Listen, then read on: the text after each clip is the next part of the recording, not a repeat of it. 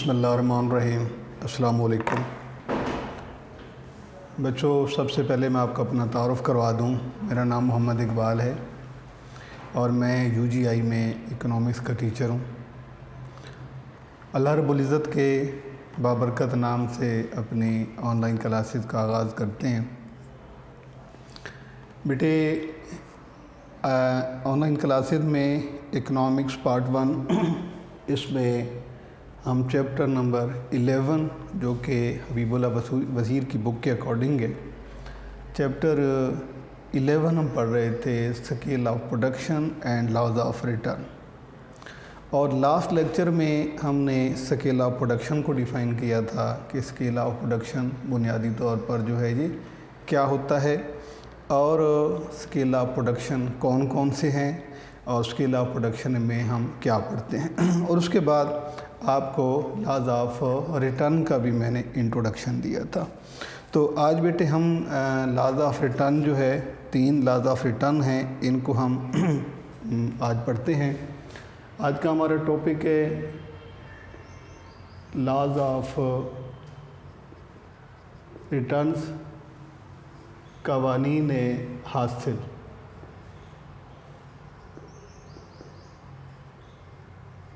हासिल के 3 कवानीन होते हैं। There are 3 laws of return. और लास्ट लेक्चर में इन्हीं के बारे में आपको बताया था कि सबसे पहले जो है लॉ ऑफ डिक्रीजिंग रिटर्न की आपने बात करनी है, उसके बाद कांस्टेंट रिटर्न है और उसके बाद जो है वो इंक्रीजिंग रिटर्न। तो ये हमारे 3 जो टॉपिक हैं बेटा, हम लॉज ऑफ रिटर्न जो है इनको हम एक ही वक्त में पढ़ते हैं। और तीनों लॉज ऑफ रिटर्न में हम बड़े माइनर जो है वो चेंज के साथ हम तीनों कवानीन को बनाते हैं। इन तीनों में लॉज ऑफ रिटर्न में बेटे आपने जो है आपके पास जो इंस्ट्रूमेंट है इन लॉज को करने का और बनाने का, वो ये है कि सबसे पहले आपने एमपी यानी कि यहाँ पर मैं लिख देता हूँ एमपी मार्जिनल प्रोडक्ट मुख्ततिम पैदावार।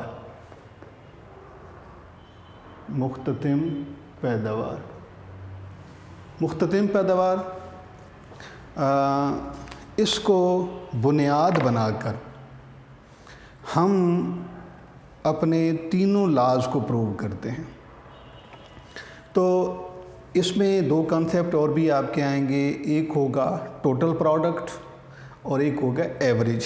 लेकिन आपने लॉज में एमपी की डायरेक्शन को देखकर ये डिसाइड करना है कि लॉ कौन सा अप्लाई हो रहा है। यानी एमपी 3 सूरतों में हो सकती है।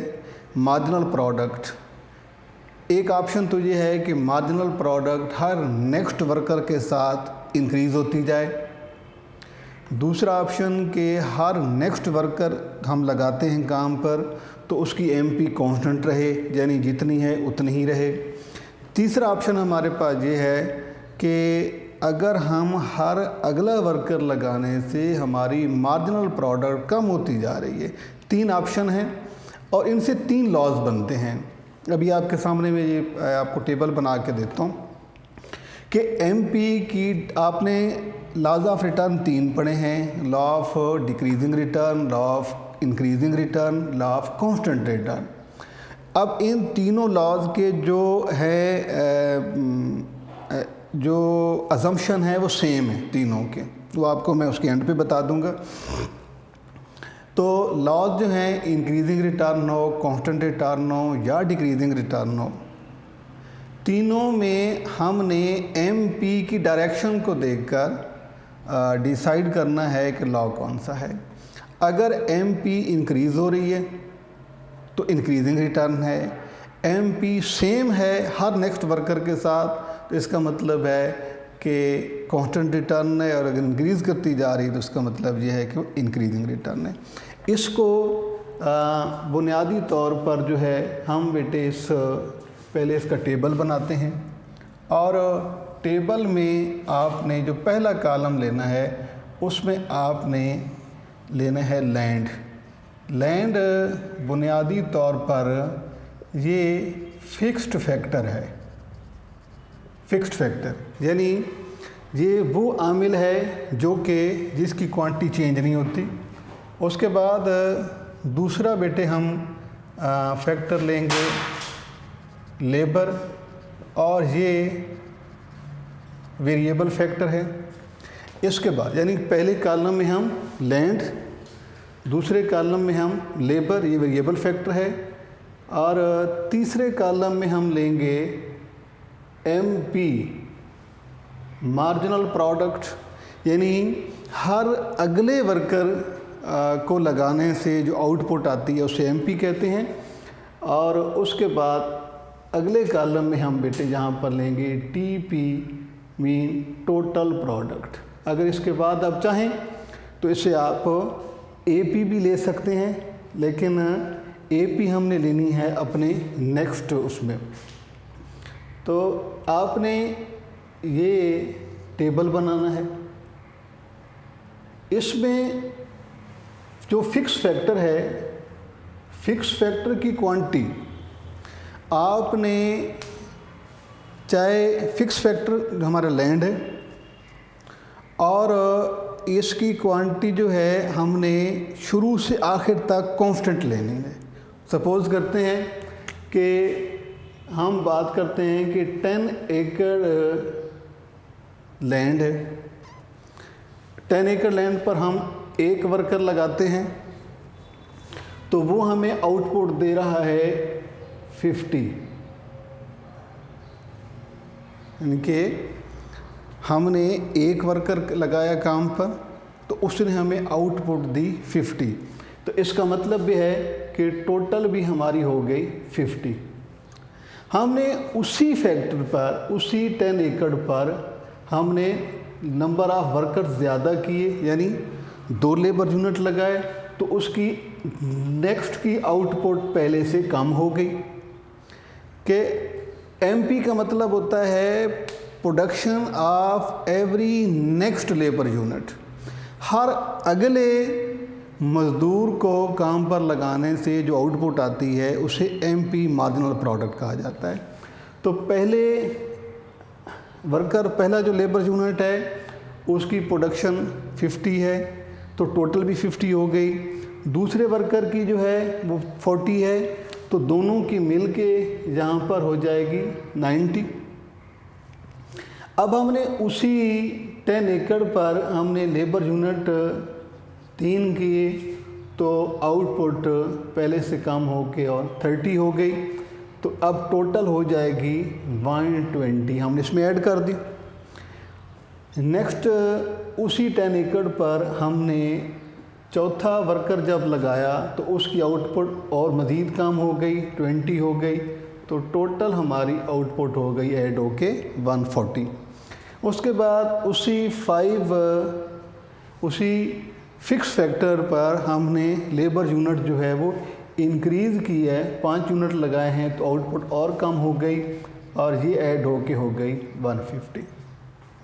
अब आपने इस सबसे पहले इस टेबल को समझना है, क्योंकि टेबल जो है ये आपके लॉ का पहला प्रूफ है।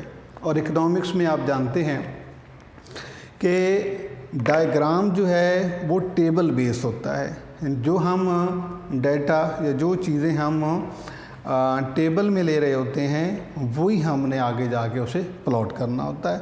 तो ये देखें बेटे आप कि एक फिक्स फैक्टर के होते हुए वेरिएबल फैक्टर के जब हम यूनिट को बढ़ाते हैं तो मार्जिनल प्रोडक्ट कम होती जा रही है, हर नेक्स्ट वर्कर की आउटपुट कम होती जा रही है, जिसको इसलिए हम इसका नाम रखेंगे लॉ ऑफ डिक्रीजिंग रिटर्न।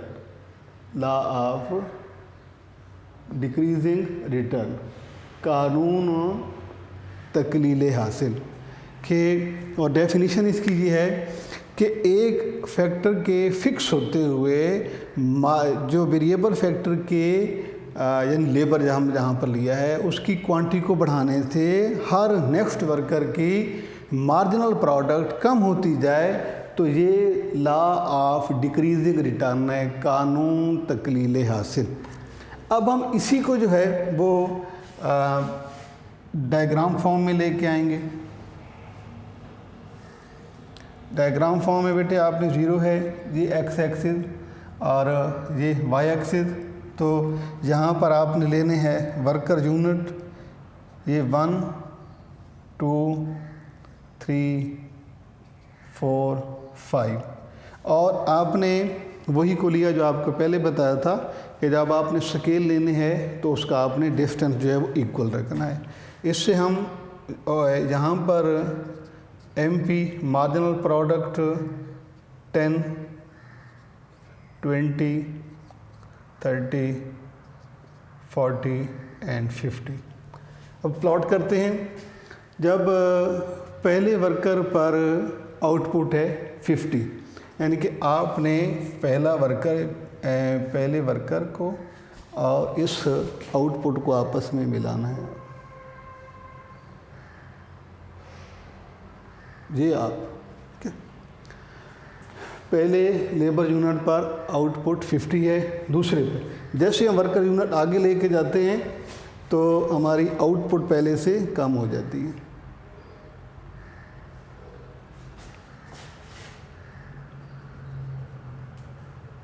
ये पॉइंट आ जाएगा दूसरा। अब तीसरा जो हमारा लेबर यूनिट है उस पर 30 है, तीसरा लेबर यूनिट है और ये 30। उसके बाद 4 पे 20,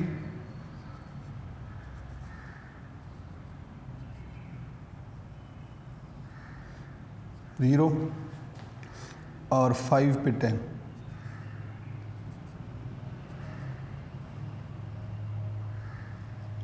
इसको आप मिलाएंगे A, B, C, D और E, इनको आपस में आपने ज्वाइन करना।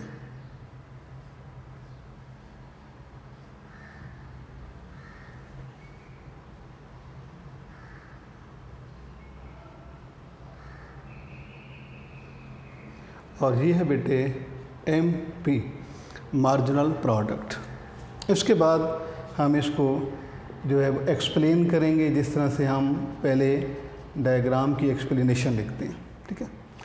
तो जब ये लॉ से पूछा जाएगा explain law of decreasing return with the help of table and diagram, तो उससे पहले आपने लॉ को डिफ़ाइन करना है। उसके बाद ये टेबल बनाना है जिसमें आपने ये साबित करना है कि एक फैक्टर को फिक्स रखते हुए जब हम वेरिएबल फैक्टर की तादाद को बढ़ाते हैं तो मार्जिनल प्रोडक्ट कम होती जाती है। तो ये जो है ये लिखने के बाद आपने इसी को यहाँ प्लॉट करना है, जैसा कि आपने वही वाला कि पहले लेबर यूनिट पर यहाँ पर आप लिख देंगे लेबर यूनिट, ठीक है। तो इसमें जो है फर्स्ट फैक्टर, इसमें आप के जो नोट्स हैं, नोट्स में हमने एक फैक्टर फिक्स लिया हुआ है और दूसरा वेरिएबल। तो अगले जो डायग्राम में बाद वक़्त ऐसे होता है कि फिक्स फैक्टर को नहीं लिया जाता, यानी कि जिस तरह से हमने लैंड की प्रॉपर्टीज़ में पढ़ा था कि land is passive factor, land is permanent factor, land is fix factor. तो फिक्स फैक्टर बाद वक़्त चूँकि ये जिस तरह से नॉन क्लासिकल कहते हैं कि ये चूँकि फैक्टर मौजूद है लिहाजा हम इसको काउंट नहीं करते, तो ऐसा भी हो सकता है। इसके बाद बेटे देखें आप पहले लेबर यूनिट पर आउटपुट 50 है, हमने ये पॉइंट हमें ए हासिल हुआ है। लेबर यूनिट हमने बढ़ाया तो 50 से 40 हो गई, यानी अगले वर्कर की आउटपुट कम हो गई। इस तरीके से जो हमने लेबर यूनिट बढ़ाते गए हैं हमारा जो प्रोडक्शन फंक्शन है वो डाउनफॉल का शिकार होता जा रहा है, यानी हर अगला लेबर यूनिट जो है ज़ायद इकाई लगाने से किस मज़दूरों की मुख्ततिम पैदावार MP कम होती जा रही है। तो ये है लॉ ऑफ डिक्रीजिंग रिटर्न। जब आप इसको एक्सप्लेन करेंगे तो लिखेंगे बेटा आप in this diagram marginal product is taken on Y axis and labour unit are plotted on X axis. Way on first labor unit output is marginal product 50, we get point A, and at labor unit 2 MP is 40, we get point B। ऐसे लिखते हुए आपने लिखना है कि by joining the points A, B, C, D, E, we construct a curve that has downward slope, MP curve, and this shows the law of decreasing return. ये आपका इस तरह से बेटा मुकम्मल हो जाएगा। अब अगला जो फ़र्क आपका होना है वो ये होना है कि आपने सिर्फ जो है, बाकी आपका यही रहेगा, आप इस प्रोडक्ट को जो है आपका ये कॉलम अगले इसमें चेंज हो जाएगा। मसलन कैसे कि अब आपने ये कॉलम चेंज करना है तो आपका लॉ जो है वो चेंज हो जाएगा। जिस तरीके से हमने पहले पढ़ा है लॉ ऑफ डिक्रीजिंग रिटर्न, अगर आप यहाँ पर लिखते हैं दूसरा लॉ ऑफ इंक्रीजिंग रिटर्न, तो आपके पास वही पैमाना है जिस तरह से आप यहाँ पर लिखेंगे लॉ ऑफ इंक्रीजिंग रिटर्न, कानून तकसीर हासिल, और इंक्रीजिंग रिटर्न में हर अगले यूनिट के साथ एमपी बढ़ती जाएगी। मसलन फर्स्ट पे 10 है, सेकंड पे 20, थर्ड पे 30, 4 पे 40 और 5 पे 50। अब आप ये देखें कि हर अगले यूनिट के लेबर यूनिट की मार्जिनल प्रोडक्ट बढ़ती जा रही है, जो कि निशानदेही करती है लॉ ऑफ इंक्रीजिंग रिटर्न की। आप टोटल बनाएंगे, ये 10 और उसके बाद ये 10 में ऐड होके 30 हो जाएगा, फिर 60 हो जाएगा, फिर 40 ऐड होके 100 हो जाएगा और 150 हो जाएगा। इसमें जो ये आपका लॉ है बेटे, उसमें आपका जो, इसको मैं फ़िलहाल कुछ नहीं कह रहा, आप इसका जब आप बनाएंगे डायग्राम तो ये 0 एक्स एक्सिस और ये वाई एक्सिस, तो यहाँ पे आप एमपी प्लॉट करेंगे, यहाँ पर लेबर, ऐसे ही आपने कॉलम लेना है। लेकिन फ़र्क ये है कि अब आपका कर्व यूँ बनेगा एमपी, ठीक है, क्योंकि आप जब इसको प्लॉट करेंगे 1 पे 10, 2 पे 20, 1 पे 10, 2 पे 20, 3 पे 30, 4 पे 40, तो कर्व आपका ऐसे पॉजिटिव जाएगा। इनके फ़र्क सिर्फ आपका जो है एमपी को आपने चेंज करना है। जैसे ही आप एमपी को चेंज करते हैं, आपका जो लॉ है वो उसके मुताबिक हो जाता है, ठीक है। तो इसमें जो है पहले लॉ में हमने इसको डिक्रीज़ किया था तो कर्व हमारा ये बना है। अब हमने इंक्रीजिंग रिटर्न किया है तो ये कॉलम इंक्रीजिंग किया है तो ये कर्व हमारा ऐसे बना है। अब जो तीसरा ऑप्शन है बेटे, तीसरा ऑप्शन आपके पास ये है कि आपने जहाँ पर लिखना है कांस्टेंट रिटर्न। जब आप कांस्टेंट रिटर्न लिखेंगे तो उसके बाद आप यहाँ पर कोई एक वैल्यू, यानी एमपी को आपने कांस्टेंट रखना है। आप 10 रखते हैं, आपकी मर्ज़ी है, 20 रखें, आपकी मर्ज़ी है, लेकिन कोई एक वैल्यू रखेंगे तो ये कॉलम भी आपका चेंज हो जाएगा, ये भी चेंज हो जाएगा। और उसके बाद जो है आप जब इसका कर्व बनाएंगे तो जैसे ये एमपी डिक्रीजिंग रिटर्न में नेगेटिव आया है, इंक्रीजिंग रिटर्न में पॉजिटिव है, तो कांस्टेंट रिटर्न में आपका यही वाला एमपी जो है ये यहाँ 0 एक्स एक्सिस, वाई एक्सिस, यहाँ एमपी और यहाँ लेबर यूनिट, तो ये बिल्कुल कांस्टेंट हो जाएगा एमपी। ये सिर्फ इन 3 लॉज के बारे में मैंने आपको बताया है कि 3 लॉज जो हैं आपके कि एमपी यानी मार्जिनल प्रोडक्ट जो है उसकी डायरेक्शन देखकर आपका लॉ जो है वो डिफ़ाइन होना है और हर अलग अलग आपने करना है। जिस तरह मैंने आपको थोड़ा सा यहाँ पे मुख्तसर करके बता दिया है, लेकिन आपने हर एक में अगर आपसे कोई भी लॉ पूछा जाता है, इंक्रीजिंग रिटर्न पूछा जाएगा, पहले डिफ़ाइन करना है, फिर टेबल में आपने एमपी को इंक्रीज़ करके ये आपने डायग्राम बना के इसके बाद आपने उसको जो है वो बाइंड अप कर देना है।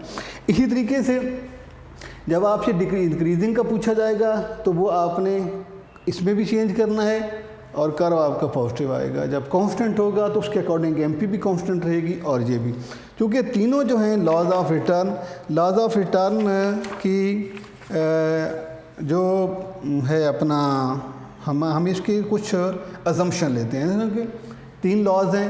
पहला अजम्पशन इसका ये है कि हमारी जो फिक्स फैक्टर है वो चेंज ना हो, यानी there is no change in quantity of fix factor. हम कुछ अजम्पशन लेते हैं और अजम्पशन जो बेटे हैं वो तीनों लॉज के सेम हैं, इसमें कोई चेंज नहीं आएगी। आप इंक्रीजिंग रिटर्न में भी वही अजम्पशन लिखेंगे, डिक्रीजिंग में जो आपको मैं बता रहा हूँ कि सबसे पहला है कि फ़िक्स फैक्टर की क्वांटिटी चेंज ना हो, दूसरा हमारी प्रोडक्शन टेक्निक चेंज ना हो, यानी जो हमारा प्रोडक्शन पैटर्न है वो वही रहे।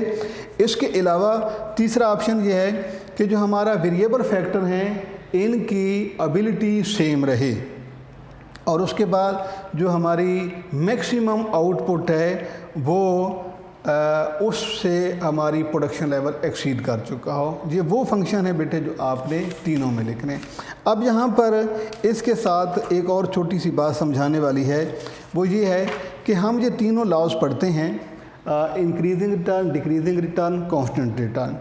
अब हम जब इन्हीं तीनों लॉज को कंबाइन फॉर्म में लेके आते हैं, उसके बाद बेटे हमारे पास 3 लॉज हैं, law of increasing return, law of decreasing return, law of constant return. हमने अब इन तीनों लॉज को एक ही लॉ में लेके आना है, जिसे हम नाम देते हैं लॉ ऑफ वेरिएबल प्रोपोर्शन, कानून मुतगय्यर तनासबात। यानी कि यहाँ पे हम 3 वेरिएशन पढ़ते हैं, law of increasing return, law of constant return, law of decreasing return. लेकिन जब हम इसको प्रैक्टिकल फॉर्म में लेके आते हैं तो उस वक्त हम कांस्टेंट रिटर्न, क्योंकि बिज़नेस की जो प्रैक्टिकल फॉर्म है उसमें ऐसा तकरीबन नामुमकिन होता है कि हर नए वर्कर की आउटपुट जो है हमारी सेम रहनी चाहिए।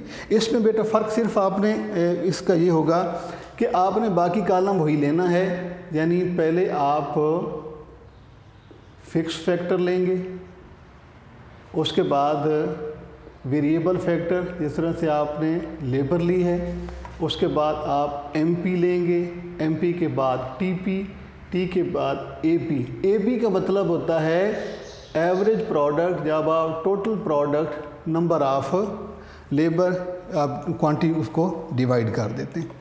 अच्छा, अब आपने बेटे जिस तरह से आपने इसको फिक्स लिया है, यानी कि आपके ये कॉलम बन जाएंगे 5।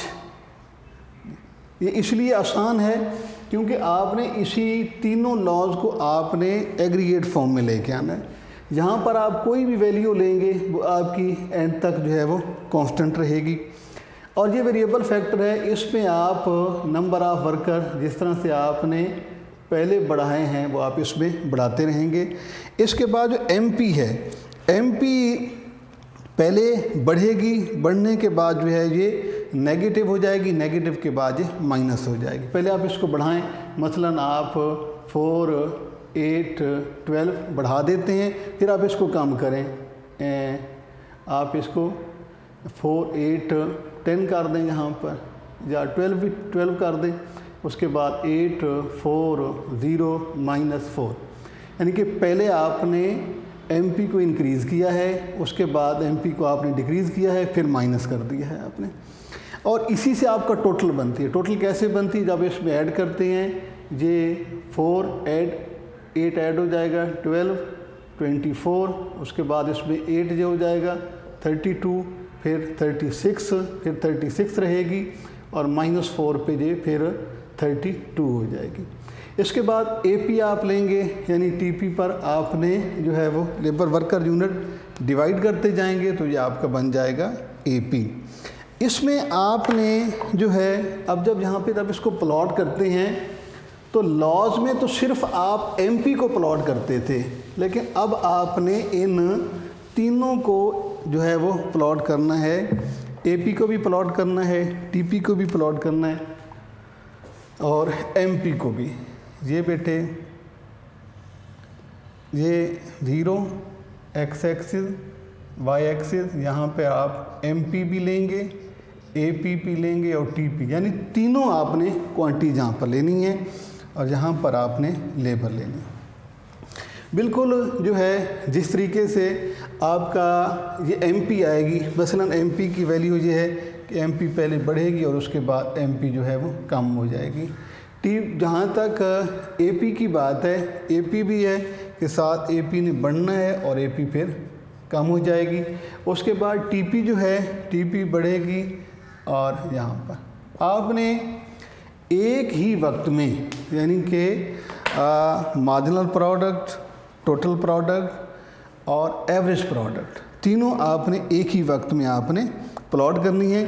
और उसमें आपकी एक वैल्यू ऐसी आएगी, यानी कि एक एमपी, याद रखना बेटा, जिस पॉइंट पर आपकी एमपी ज़ीरो होगी ना, एमपी, उस वक्त टीपी ज़्यादा होगी। यानी कि आप यहाँ पर मसलन ये देखें एमपी, सॉरी, ये जो आपकी एमपी है ये अब गिरती जाएगी। इसने माइनस भी हमने शो करना है इसे, ये काम होती यहाँ पे 0 0 के बाद यहाँ पर नेगेटिव। अब जहाँ जब जिस पॉइंट पर ये 0 होगी ना, उस पॉइंट पर आपकी टोटल जो है वो मैक्सिमम होगी। आपने ये 3 कंडीशन याद रखनी है। जब एमपी पॉजिटिव इंक्रीज़ करेगी तो टीपी इंक्रीज़ करेगी, लॉ ऑफ वेरिएबल प्रोपोर्शन की बात कर रहा हूँ। जब जिस पॉइंट पर एमपी कांस्टेंट हो जाएगी ना, यानी कि जब तक एमपी बढ़ रही है तो टीपी बढ़ेगी। जब एमपी कम होना शुरू हो जाएगी, यानी जहाँ पर एमपी 0 हो जाएगी तो उस वक्त टीपी मैक्सिमम हो जाएगी और आपने इसको इसी पॉइंट में ऊपर शो भी करना है। फिर जब एमपी नेगेटिव होगी तो उस वक्त टीपी भी फॉल करेगी। एमपी और टीपी में यानी मार्जिनल प्रोडक्ट बढ़ेगी, मार्जिनल प्रोडक्ट बढ़ेगी तो टोटल बढ़ेगी। जब मार्जिनल 0 हो जाएगी, जब तक, यानी कि आप यूँ कह सकते हैं कि जब तक मार्जिनल पॉजिटिव रहती है टीपी बढ़ती है। जब एमपी मार्जिनल 0 हो जाए तो टीपी मैक्सिमम उस पॉइंट पर होती है और यही आपने यहाँ पर शो करना है। और जब एमपी नेगेटिव होगी तो टीपी भी फॉल करेगी। तो लॉज ऑफ रिटर्न की जो कंबाइंड फॉर्म है उसे हम लॉ ऑफ वेरिएबल प्रोपोर्शन कहते हैं। इसको बेटे आपने यहाँ से, चूँकि जब आप लॉज ऑफ रिटर्न की प्रैक्टिस कर लेंगे तो उसके बाद ये आपको बनाना आसान हो जाएगा, क्योंकि उसमें आप एमपी एक फॉर्म लेते हैं। एक लॉ में एक फॉर्म होती है, इंक्रीजिंग रिटर्न में एमपी बढ़ती है, कांस्टेंट रिटर्न में सेम रहती है, डिक्रीजिंग रिटर्न में कम होती है। जबकि आपने वो तीनों जो उसकी कंडीशंस हैं वो लॉ ऑफ वेरिएबल प्रोपोर्शन में जब अप्लाई करनी है तो आपने उसमें कांस्टेंट छोड़ देनी है।